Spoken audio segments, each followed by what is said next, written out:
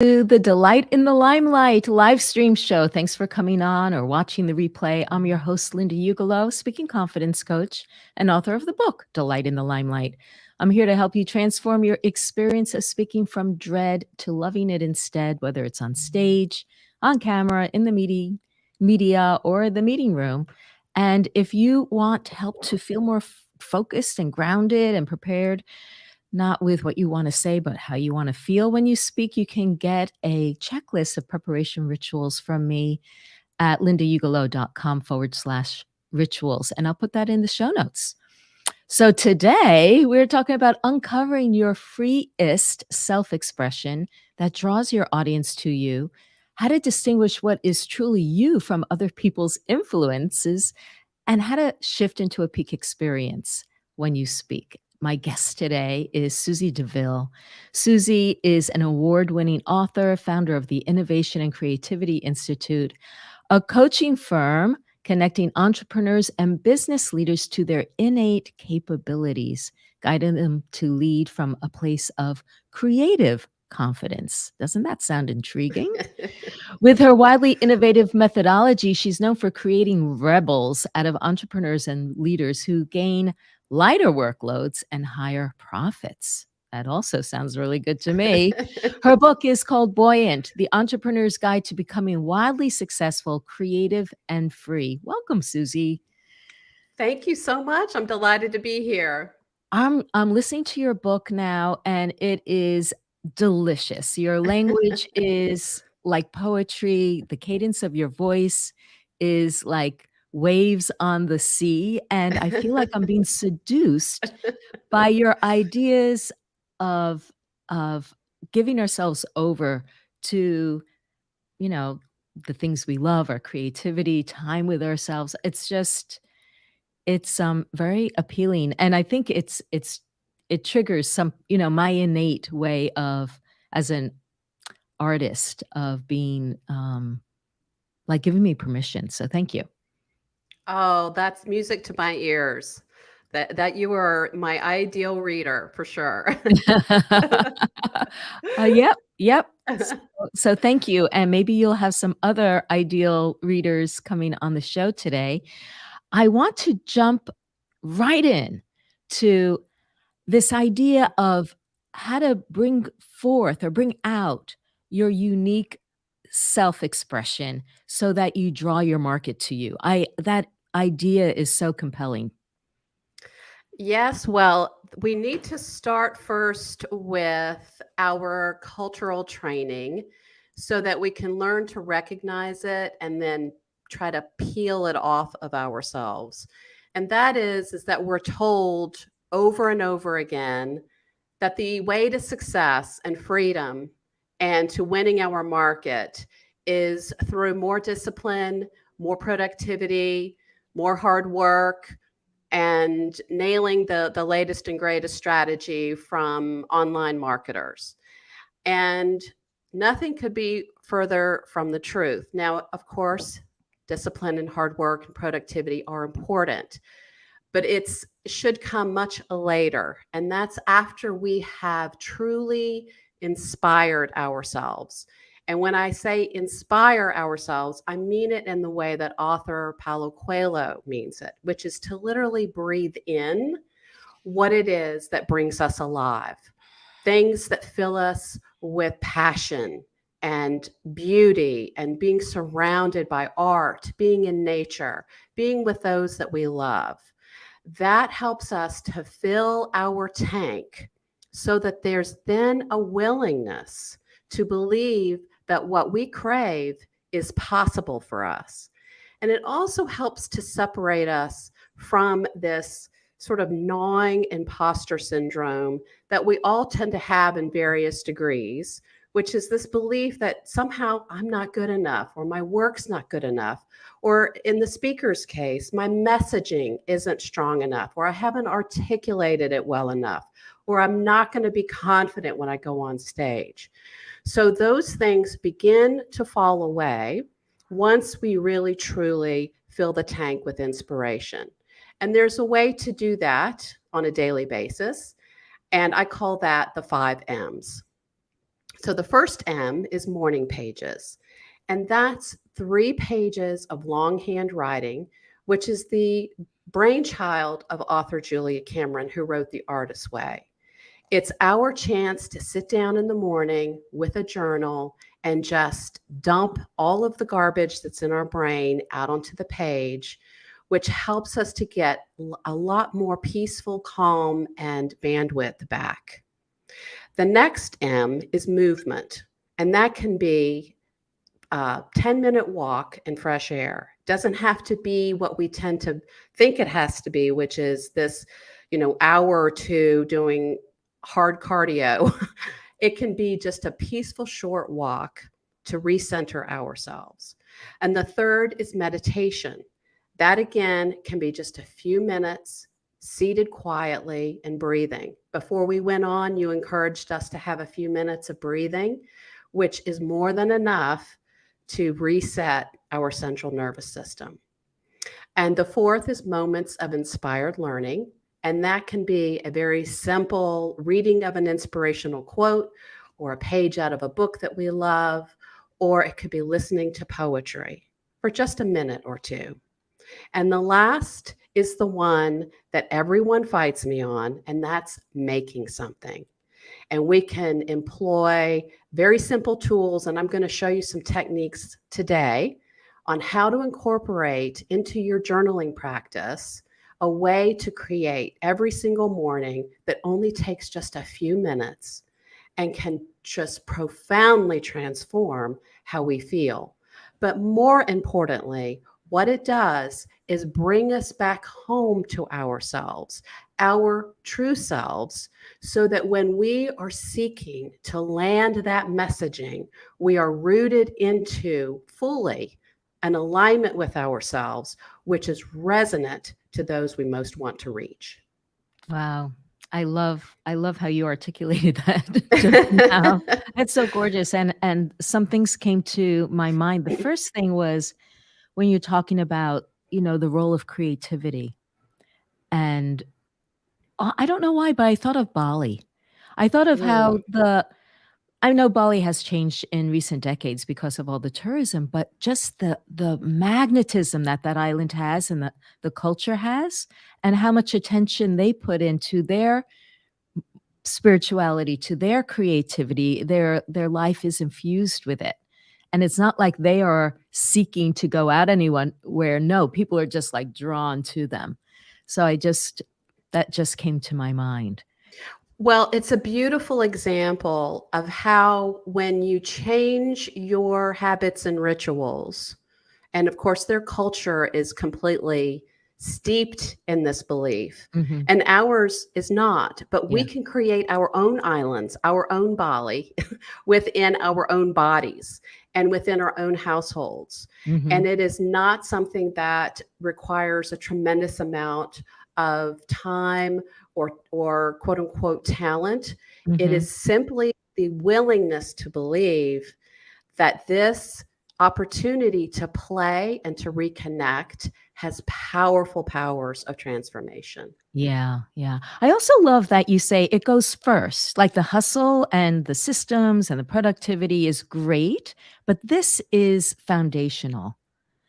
And it's similar to like I say, yeah, getting your speech together, learning stagecraft is wonderful, but clear the fear first. Like feel like experience what explore what how you want to express yourself, explore how you find presence in yourself and clear away anything that is in the way. Because otherwise people like get on stage, they've got their thing memorized and they go, "Holy crap, now I have to look at people. What about my stage presence? Am I standing up straight? Am I looking people in the eyes?" It's like it comes as an afterthought and it's backwards. So take us into that practice of journaling that you say is, like, how do we do that? Yes. Well, I want to first Let everyone know, because the first thing that people will say when I introduce this journal to you is, okay, what's the right journal to have? I got to have the right journal. I got to have the right tools. And believe me, I understand that temptation because that's the way I move in the world. I always believe that if I don't have the perfect tool, then I'm going to quote unquote do it wrong. But I want to introduce you to something that I call the Buoyant Matrix. And it is, I'm going to switch over my camera so that people can see this. I'm going to switch over to my document camera here. And this is just a regular A5 journal. This is nothing special. If you are dying to know exactly what this kind is, it's a Leuchtturm 1917 journal. It's a hardbound book. But what the central practice of this is a 2-page spread that, and I did this with acrylic paint and just 2 colors, very simple, takes 5 minutes. So it's a 2-page spread. The left-hand side of the page is this opportunity to make something first thing in the morning that does not have to be complicated, does not require that you have gone to art school. As a matter of fact, the more of a beginner status you have, the more liberating you probably will find this exercise to be. You can do crayons. As a matter of fact, let me show you. This was just a painted page with some green on the bottom, and then I scratched into it and brought out some highlights. I scratched into it like a toothpick kind of thing, a skewer, and then on top is just crayon. This is just simple tools. On another page, I did just kind of a wild abstract with my fingers, no brushes. So this is just an opportunity to play around. And if you don't even want to do crayons or paint, you can use collage here. You can collect images of things that ignite your soul, that bring you alive, places, people, words, colors, design elements, and you can cut them out and put them into a collage on this page.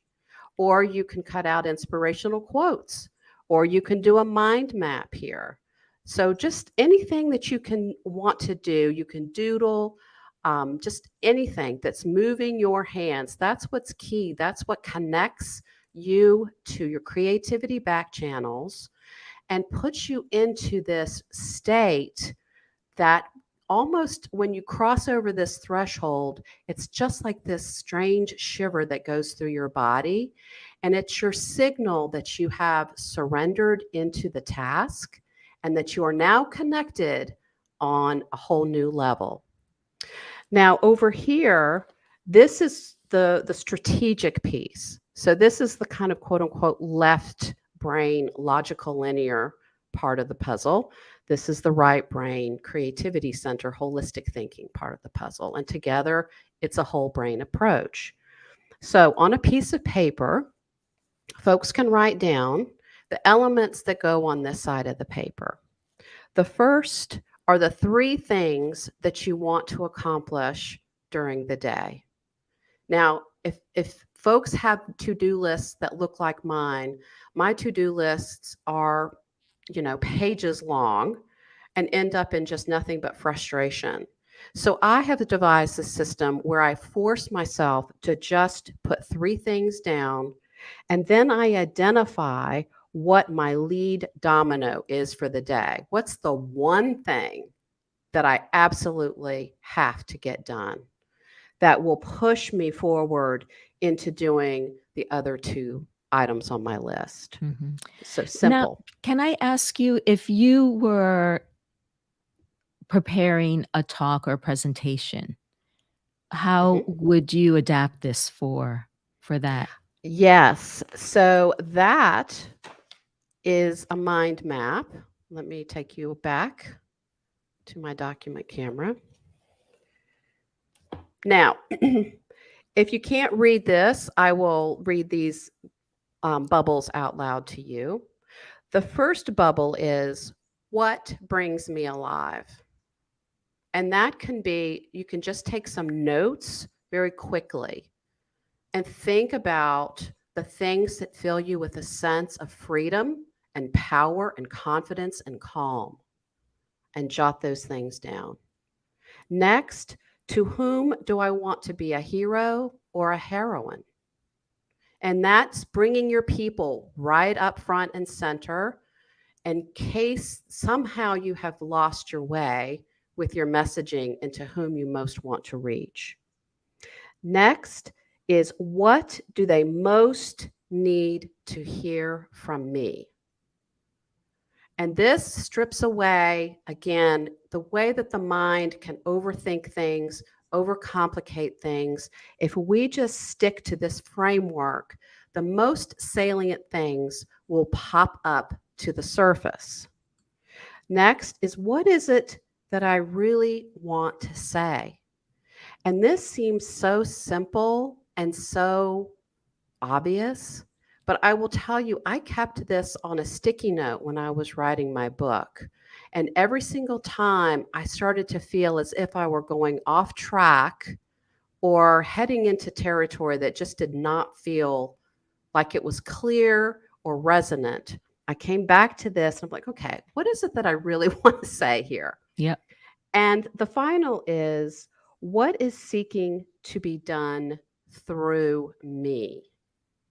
So this helps us sort of take the pressure off, where we can begin to actually believe that there's more out there that's coming through us through messaging once we connect to the energetic state that we most want to inhabit when we are speaking. So when we are presenting and we have this clarity that this mind map brings to us, we can recenter and feel relaxed enough to connect into the core of who we truly are, because that's where the beautiful words and the emotion come from that connect with people and pierce through whatever noise may be competing for our ideal clients and our audience's attention.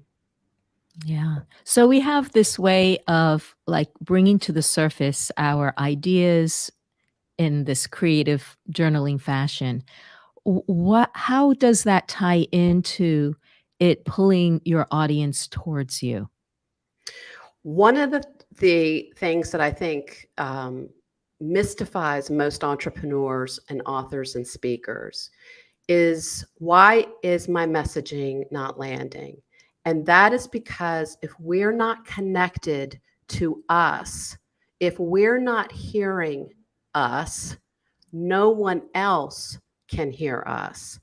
And if we are speaking or creating or writing from a place that's not in alignment with who we truly are, that is, let's say that we see on YouTube that XYZ speaker has 1 million downloads, and we look at their topic and we think, oh, I should do something like that. I should be speaking about XYZ topic like that particular speaker. And if that's not in alignment with who we truly are, and if that's not what we truly want to be sharing, if those aren't the people we want to be a hero or a heroine to, if that's not what we truly want to be saying, then we can craft that message until the cows come home, and it's not going to be resonant, because the energetic stance of that is going to be wonky. It's going to be like the equivalent of playing a chord with the wrong notes on a piano. So people will tune us out, even though we might have mastered something that's technically brilliant. But if it is not who we truly are, then no one is going to pay attention, and the messaging will just simply not land. Yeah. Yeah. I hear that. And there was something that you said that I heard in the book about visibility and being invisible to ourselves. When we're invisible, how was it? It was like If we we if go we don't on. see ourselves, if we're Mhm. not visible to ourselves, we're not visible to anyone else. Yes, I love that, and I think that's what you're talking about with using these 5 M's to get in touch with yourself, so you become visible to yourself, and it's in that visibility that you can the other springs forth. Is that it? Is That that is exactly it. And let's just take it down to the most simple, granular level in case people are thinking, 5 M's, who's got time for that? Let's just go to the core of what those 5 M's really, in effect, do for you. They are giving you an opportunity to hear yourself think. We Mm. routinely disallow ourselves from hearing our own thoughts. And if we can take 10 minutes to truly be in your own little bubble, protected from distraction, protected from our own self distraction, then we can begin to hear and feel, oh, that's interesting to me. We get these signals, we get these jolts of electricity coming through our bodies when we're hearing what we're thinking. Yeah. And the vast majority of the day, we're just actively trying to distract ourselves because we're maybe under pressure, or we're feeling anxious, or we're believing the imposter syndrome lie that we're not enough. So connecting to our own thoughts is unbelievably powerful. Yeah. Yeah.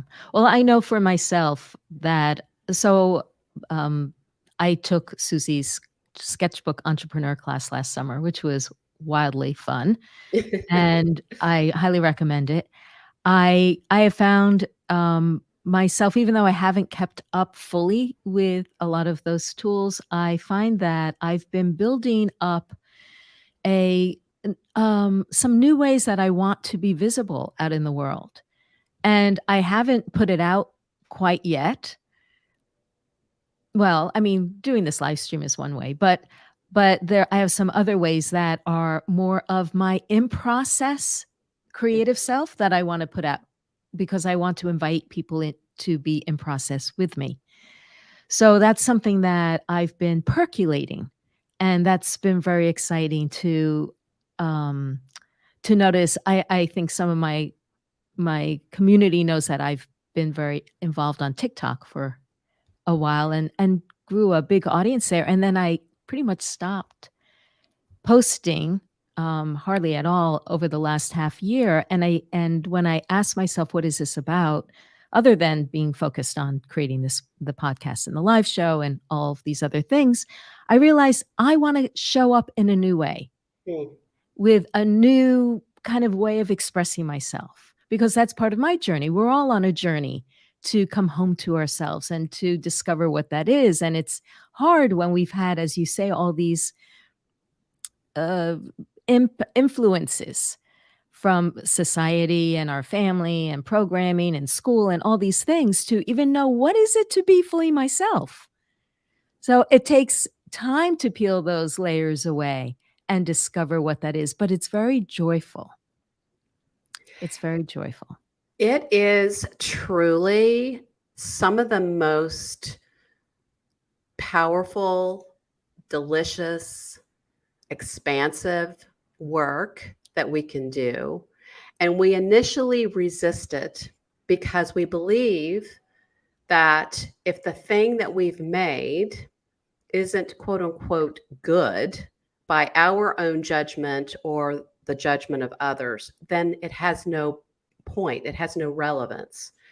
And what we lose sight of is that it's the making, it's the actual creative process that holds all the juice. And the outcome of what we make, yes, if we love it, that's great. If other people love it, that's great, but that's kind of irrelevant. It's what's happening inside of us during that creative journey That is the most important thing. And if we can share our process of, hey, I'm trying this new thing, come along for the ride, it gives everyone else permission to, I wonder maybe I should give my hand a try at XYZ. Or maybe you prompt somebody into remembering what they used to do that brings them alive, that they somehow stopped doing when life got busy.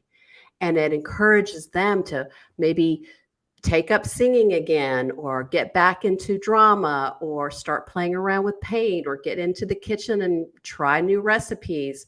All of these things that fill us with this coursing current of energy that connects us to our best thinking, our intuition, and our imagination in ways that we never thought was possible.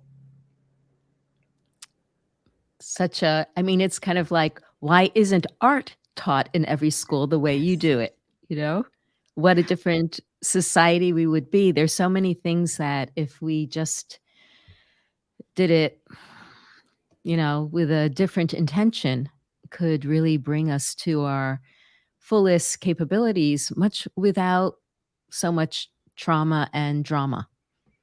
And Yeah. I think a lot of that has to do with rules. Yeah. And we are so afraid of being under the knives of judgment. Mhm. And some of us have experiences from school where a teacher or a classmate said something that was critical of our work.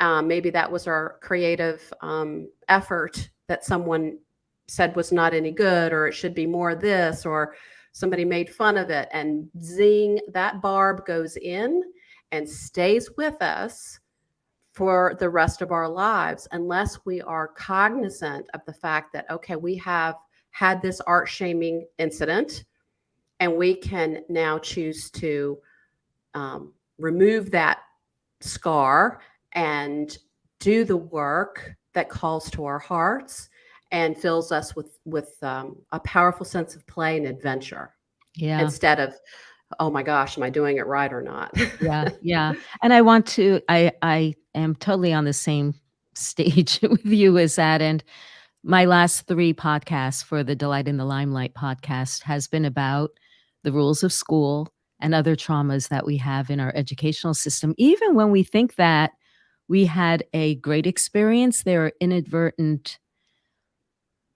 injuries that we've sustained because of the way that we've been praised for making the fewest mistakes or making no mistakes.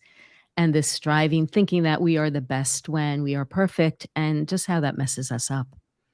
Yeah. So And check those out if you're listening to this, and this is an issue for you. And I do want to say to my fellow overachieving sisters and brothers who are watching and listening to the replay, that we believe that we can overachieve our way out of burnout. And that is all rooted in this cultural lore of being more productive.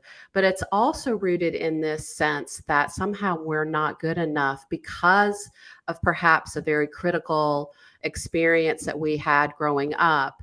And the counterintuitive path out of that is making something. And so I do encourage folks to make something. It can be as wild, it can be as crazy, it can be as bold as you can possibly make it. And in fact, the bolder and the more wild it is, the more liberating you will find it to be.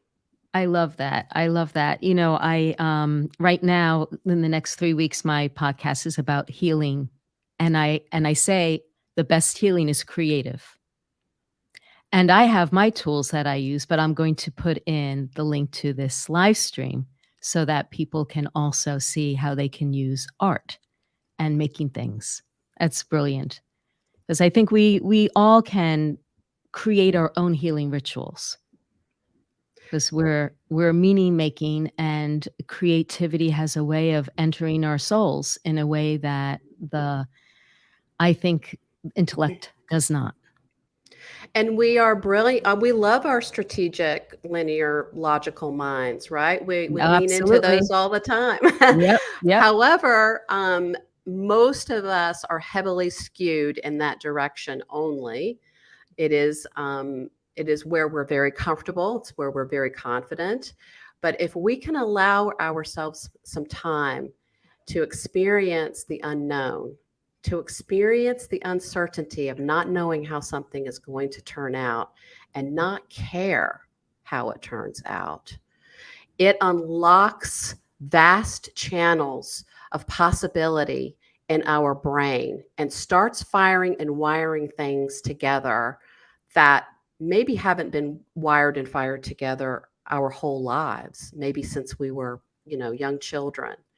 So there's no better path for an entrepreneur creator than to get into that um, very simple art practice. And I have lots of easy exercises in my book for folks who are just getting started, and you don't have to have complicated or sophisticated tools. You can start with whatever you have in your house. Yep, yep.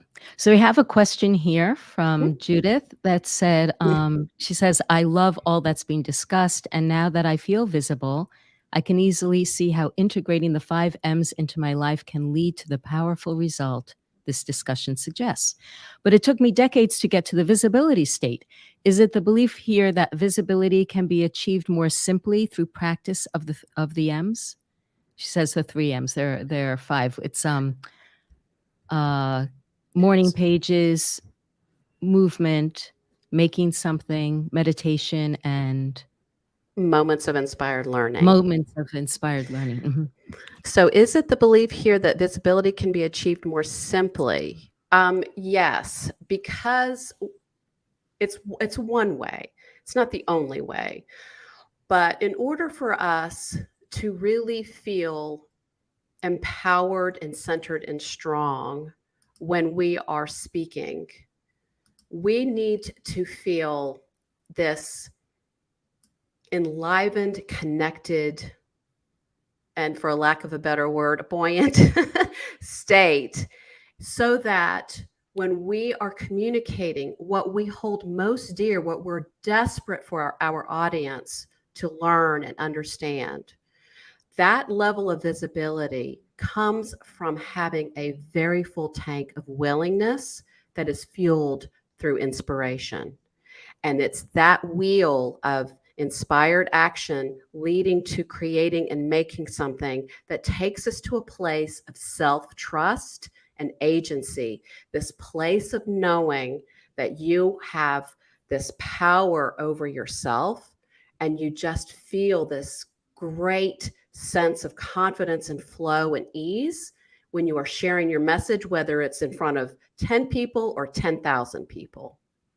So, is this the way that you suggest about stop caring what other people think, or are there other elements to stopping caring what other people think, or distinguishing who you are from other people's influence?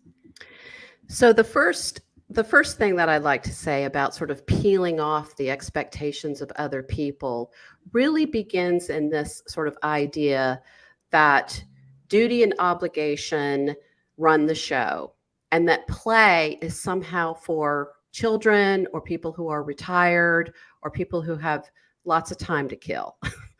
That it has no place for the hard charging entrepreneur slash creator speaker. And I want to turn that on its head and say that play is the absolute key to the beginning of this inspiration process. Once we are centered there, we can start to really clearly see what is us and what is not us, because we will be able to discern the energetic state in our body. When somebody suggests something to us, i.e., something that we see online about here's how you should approach your presentation in 3 easy steps. And maybe one of the steps feels like it's in alignment with us, but the other two don't feel like they connect with us. Or someone has a suggestion for what we should cover, or how we should inhabit our body on the stage, how we should move on the stage. And if those things do not line up with us, we will feel the discord in our body because we've become great at knowing what brings us alive and what that feels like energetically, what that vibration literally feels like. So when things come to us from the outside, if it's not really a fit for us, we'll be able to go, no, that's not me. I can appreciate that idea, but that's not for me. And so what it does is keep us on this sort of as a kid, we used to play warmer, colder as you're trying to find wherever the hidden object is in the house. But if we know what a hell yes is for us, what's dead hot, center warm for us, we also, by extension, know what a hell no is for us and Mm, what's colder, colder, colder. So mhm. that keeps us on this journey, staying on the path that is really the one that's right for us. And we can also remember what it is that we're already loving, that we're already great at, and simply do more of those things rather than trying to add things into a basket that don't fit for us, because we can forget what our own unique strengths are, what brings our energy up, what connects us best with our audience, and take those things out of our basket and put other things in there that don't belong. Yeah. It's a good reminder to filter when we even ask for help from other people or that we go to learn something, even today, to Absolutely. filter everything through your own, sense of integrity or what you're drawn to, what you resonate with, so that you don't, because I think this also ties into where we're trained to give our sense of authority away to someone else to decide whether or not we're worthy or good enough. We give it to every teacher, and they get to we put it in their hands. But no, we want you to filter everything and to make your own decision, because that's where you come into yourself. That's where you become visible to yourself. That's where you become anchored into, as you say, the truth of who you are and in alignment, so that when you get up there, you don't feel like you have to be anywhere else than where you are. You are yourself, and you stand in that. And what comes from that process is that we trust ourselves. And that brings our ability to articulate very clearly what we want to share. It just flows right from us and is intoxicating because it is resonant with what that audience needs to hear. And the words that we choose will be the very ones that open the doors in their minds and open their hearts and send them on their own personal journey of discovery. Nice, nice. So we're getting towards the end, and I know we wanted to talk about how to shift into an ultimate energetic state. And you have a 3-minute exercise, or maybe it can be truncated a little bit. Is that something that you can share with I us? I would love to encourage everyone to get out a piece of paper and a pen or a pencil, it doesn't matter which one, and look around, find something that's nearby. It can be a coffee cup, it can be a bottle of water, it can be a book, it can be your keys, whatever it is. And I'm going to take you through just a 2-minute sketching exercise. Now, I don't want people to go, whoa, I can't sketch. I promise you, you can sketch. And I promise you that the outcome of your sketch, again, is not what matters. I want you to feel what it feels like in your body when you cross this threshold from being anxious and concerned about what outcome is going to happen, and you lose yourself in this moment.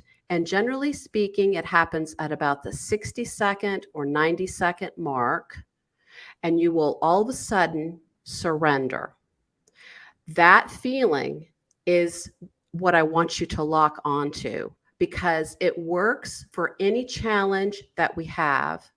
anything that we're avoiding, anything that we're trying to distract ourselves from, anything that we're resisting doing, there is always going to be a 60 to 90-second part of this process at the very beginning where it's hard, where we're anxious, where we're not feeling our best. But if we keep going, we'll just go right through that portal and we will relax into this new state of being. And you can call this to yourself anytime. It's available 24 hours a day. All you have to do is just pick up a pencil and a pen, and I'm going to ask you to just take a look at some item on your desk and focus on looking at the piece and slowly let yourself kind of merge with the item. And now I'm going to give you 2 minutes to experience this. And I'm going to draw something while we're doing this too. And I'm watching the clock, Linda. Oh, good.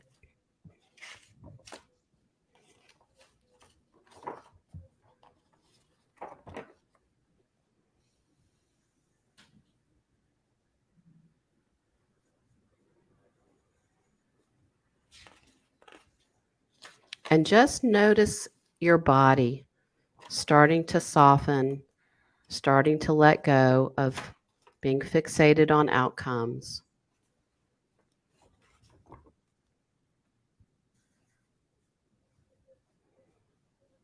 And just let yourself play.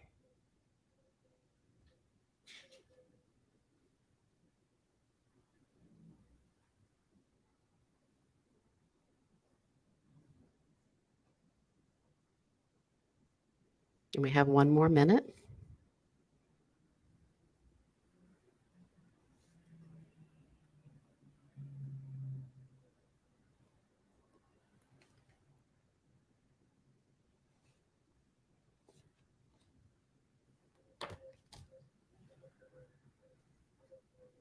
Notice if you have surrendered into the sketch.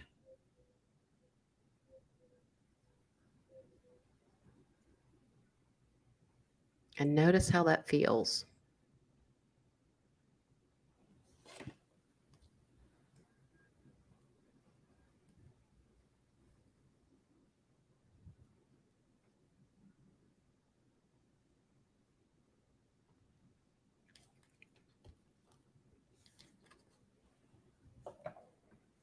Okay, 10 seconds.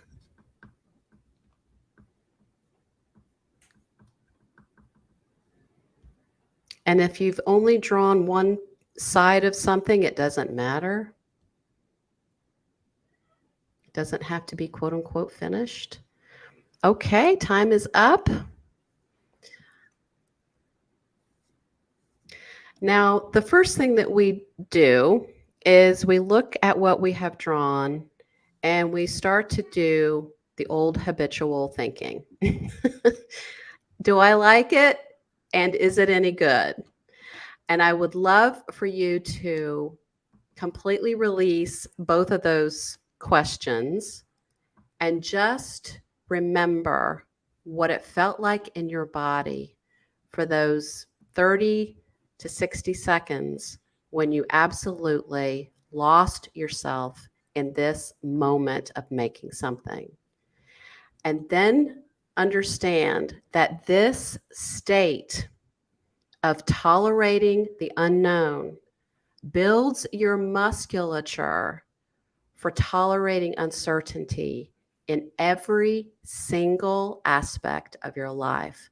And the more you build this muscle, the more times you come back to a blank sheet of paper and do a quick sketch or some other art making exercise, you build this infrastructure within your soul that gives you an eagerness to try something new that maybe has seemingly kept you at bay, or you faced enormous resistance, or you wanted to hide back into the wings of the stage and not stand in the center of the stage.